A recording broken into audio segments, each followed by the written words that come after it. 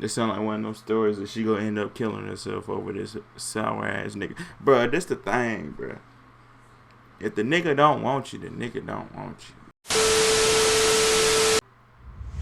What's good, YouTube? It's your boy, Yashay. In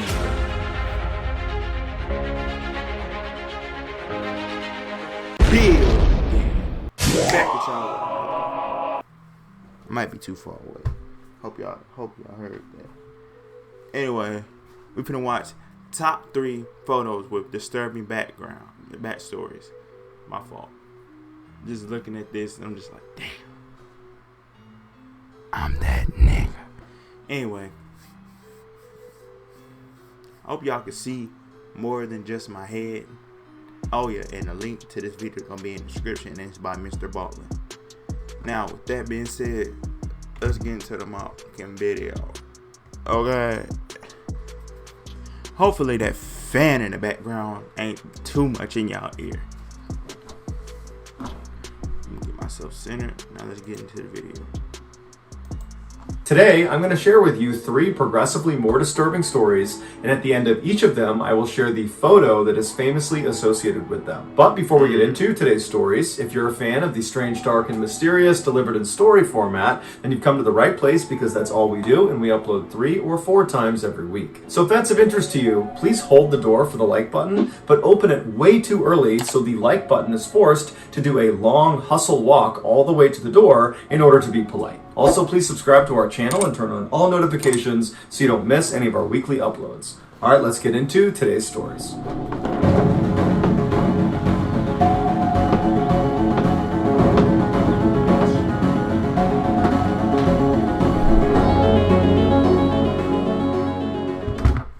Oh yeah, and then my like button.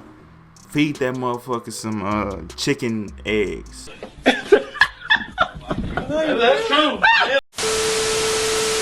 In 2009, Rebecca Aylward was a 14-year-old girl living near Bridgend, Wales. She was very close with her mother and her younger siblings. She was a model student, and she was well liked amongst her peers. That year, she began spending more and more time with a boy in her grade, 14-year-old Josh Davies, who, like her, was a model student and had many friends. In October of that year, Rebecca's mother asked her if Josh was her boyfriend, and she said yes. Even though she knew her daughter was a bit young to be in a serious relationship, she had spent enough time around Josh to form a very high opinion of him. He was incredibly kind and generous and protective of Rebecca, and he like a undercover school shooter. I'm not even finna cap. These people push me a little too far this time. Looking at. Nah, I'm just playing. He like the type to be in the garage working on computers. so she was happy for the two of them. In January of the following year, Josh was allowed to stay over for the weekend at Rebecca's house, and Rebecca's mother remembers the two of them having such a good time together, goofing around with Rebecca's younger siblings and painting each other's nails. When Josh left at the end of that weekend, he told Rebecca that it had been the best weekend of his life. After he left, Rebecca couldn't stop smiling. She was in love. But later that day, Rebecca received a very surprising text message from Josh. He told her he didn't want to be in a relationship with her anymore. Rebecca was crushed, and she tried to get an answer out of Josh as to why he wanted to break it off, but he didn't give her one, and instead he began spreading horrible rumors about her at school, and then he went around to all of her friends. This sound like one of those stories that she gonna end up killing herself over this sour ass nigga. Bruh, this the thing, bruh. If the nigga don't want you, the nigga don't want you. There's more niggas in the sea, bruh. How many niggas on this planet? Like 3 billion? 10 billion? It don't fucking matter. That's how many chances you get at a relationship, bruh. And you know how many zeros that is? It's like 7 zeros behind the 1. So, it's live, bruh. And told them what a horrible person she was. And so for the rest of that school year, that's how it went. Josh just continued to mercilessly bully Rebecca for no reason. And then behind closed doors, Josh would tell his friends that he not only hated Rebecca, that he wanted to kill Rebecca. But none of his friends took it seriously. In fact, one of his friends even told Josh that if he ever killed Rebecca, he would buy him breakfast. Fast forward to the end of 2010 when the next school year began, and Josh's behavior completely changed. Suddenly, he was being nice and caring to Rebecca and showing a genuine interest in her, and He's trying to bait her so he can kill her. But why? For why though? Is he doing this just to look cool in front of the other kids? Man, this the shit I be talking about. They gotta be from Boston or something. Where I'm from, killing ain't cool. Cap. Killing somebody that you know for no reason ain't cool. So, what the fuck? Why?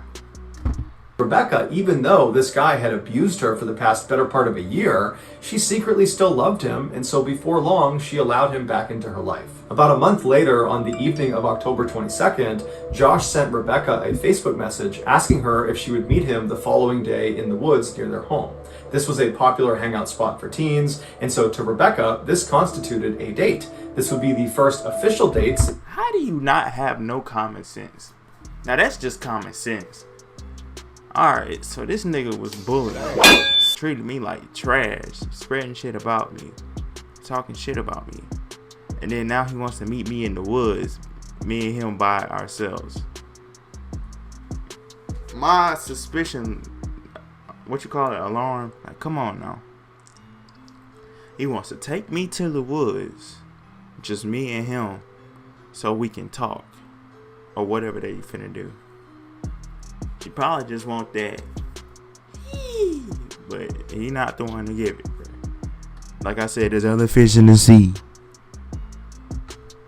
Since their breakup nearly a year ago, and so Rebecca was excited and told him, sure, I'd love to go. And so the next day, Rebecca got up early to put on her makeup and to get ready and get dressed, and then after she was all dolled up, she said bye to her mom and she headed out to meet up with Josh. Shortly after she left, Rebecca's mom got a bad feeling about this meetup, and so she called Mother's intuition.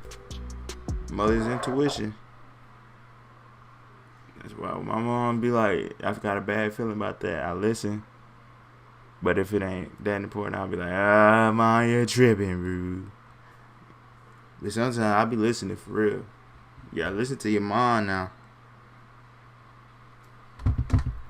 called her daughter and said, hey, stay on the phone with me until you see Josh. And so the two of them chatted until Rebecca made her way to the edge of the woods. And then she says to her mom, oh, I can see Josh. He's walking towards me. Everything is totally fine. I love you and I'll see you later. After she hung up the phone, Joshua walked up to her, said hello, took her hand, and then walked her back into the woods. That morning, Josh had changed his profile picture on Facebook to be an image of the woods where they were having this meeting. And then also that morning, Josh had texted one of his friends and said, you'll be owing me that breakfast soon. And so Josh led Rebecca for quite a while deep into the woods until he came to a stop. And while they were stopped, Rebecca at some point turned to look at something, and with her back to Josh, Josh reached down, grabbed a very heavy rock, and proceeded to beat her to death. Afterwards, Josh called his friends to see what they were up to, and they asked him if he was still with Rebecca. And so Josh is standing over this poor girl's lifeless body, and he says to them, define with. Later that day, Josh brought his best friend into the woods and showed him Rebecca's body. And then less than 24 hours later, that friend would tell police what Josh had done. During Josh's... You fucking idiot. Why? Why? You that shallow for friendship? I bet you they were the cool kids and he was just trying to show them, I can be cool too. Oh, ugly ass nigga, man. Why? You just took a possible doctor out of this world. You just took a possible rocket scientist out of this world. She could have been the one who made cars fly, and you just took her out of here for some dumb reason. Why? Retarded. His trial, he was completely unfazed, completely emotionless, and was seen smiling for much of it. He said he didn't kill Rebecca, and in fact he tried to place the blame on his best friend, but the jury saw through it, they found him guilty, and he was ultimately sentenced to 14 years in prison. To this day, no... 14 years?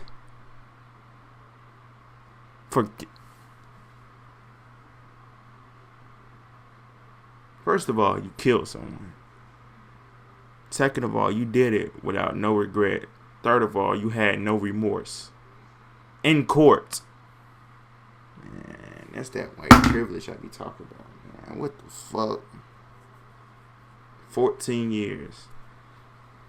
Let somebody of my melanation do that shit. They going to jail for life. And they getting the death sentence. Bullshit. No one knows for sure why Josh killed Rebecca. The only concrete motive anybody can point to is that one of Josh's friends offered him breakfast if he went through with the killing. Here is a photo of Josh with Rebecca shortly before he killed her.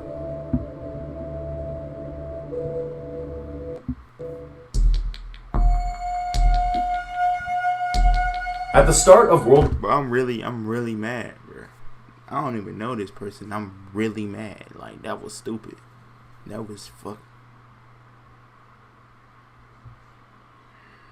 War II in 1939, the Kingdom of Yugoslavia did its best to stay neutral and out of the war. But on March 25th, 1941, they finally caved to Nazi pressure and signed a treaty that aligned them with the Nazis. 2 days later, Yugoslavian military leaders who were unhappy with this treaty overthrew their government and installed a new king in hopes he would be able to keep their country out of the war. But upon learning of this coup, Hitler issued a directive that classified this new Yugoslavian government as hostile and ordered its invasion. 10 days later, on April 6th, the Nazis invaded Yugoslavia, and then 11 days after that, Yugoslavia surrendered. But despite their speedy victory, the Nazis struggled to maintain control of the country because of local resistance groups that fought them at every turn. One of the primary resistance groups was called the Partisans. 3 months after the Nazis' invasion, a 15-year-old girl... Why that name sound familiar? Partisans. You probably learned about it in history class or something. I don't know. Named Lipa Radic and her family, who all lived in Yugoslavia, were arrested by the Nazis. 3 of the men in Lipa's family were members of the Partisans and so had attracted Nazi attention. 20 days later, as the family still sat in jail wondering what the Nazis were going to do to them, undercover partisans broke into the prison and freed them. After getting back home, Lipa, who was totally inspired by the bravery of these partisan warriors, she immediately joined their group. As a partisan, Lipa would serve as a nurse on the front lines, treating and evacuating the wounded, and then at night she would participate in direct combat against the Nazis. By 1943, when Lipa was just 17 years old... Hey, at least they're trying to do something. Most people don't got that mentality. Well, fuck that. Most people can't do that. She had become a very hardened warrior. In February of that year, Lipa was leading a rescue effort of all these women and children, and she was walking them up a mountainside to a partisan camp when the Nazis came out of nowhere and surrounded them on all 4 sides. And Lipa, who refused to surrender, expended all of her ammunition defending these women and children until she was eventually captured. The Nazis moved Lipa to a nearby village where they viciously interrogated her, demanding that she give up the names and locations of her partisan comrades, but Lipa refused. After 3 more days of unsuccessfully trying to get Lipa to give up information, the Nazis grew frustrated and sentenced her to death. And so later that day, Lipa was marched out to a tree situated... I like how they be doing that shit. Like, play, like, what you people call them? People of power. Try to interrogate people and be like, oh, if you would have told us, we would have let you go. Come on now. If you would have killed that, if she would have told y'all, the leaders and everything, y'all probably would have killed her and been like, fuck her. Like, I wouldn't have told you either. And even if she told y'all and y'all didn't kill her, the people that she just told aren't gonna kill her. Cause who likes snitches?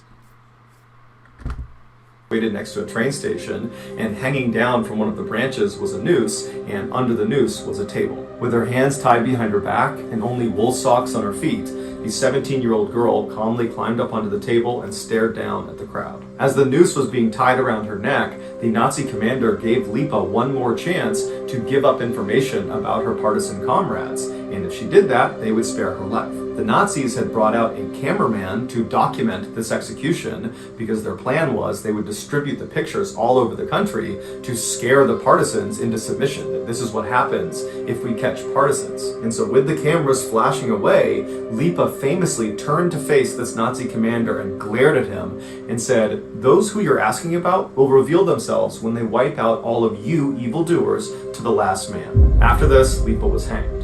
The pictures of her execution were indeed distributed all around the country.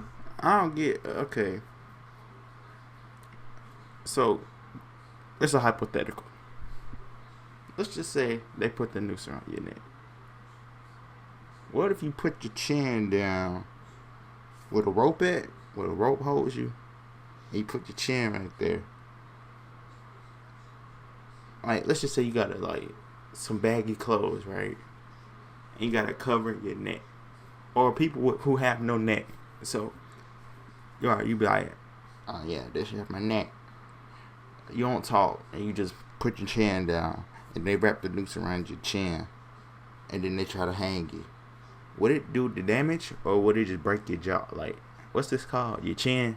Would it just break your chin, or would you just feel the strain on your chin, and then you just act like you're dead?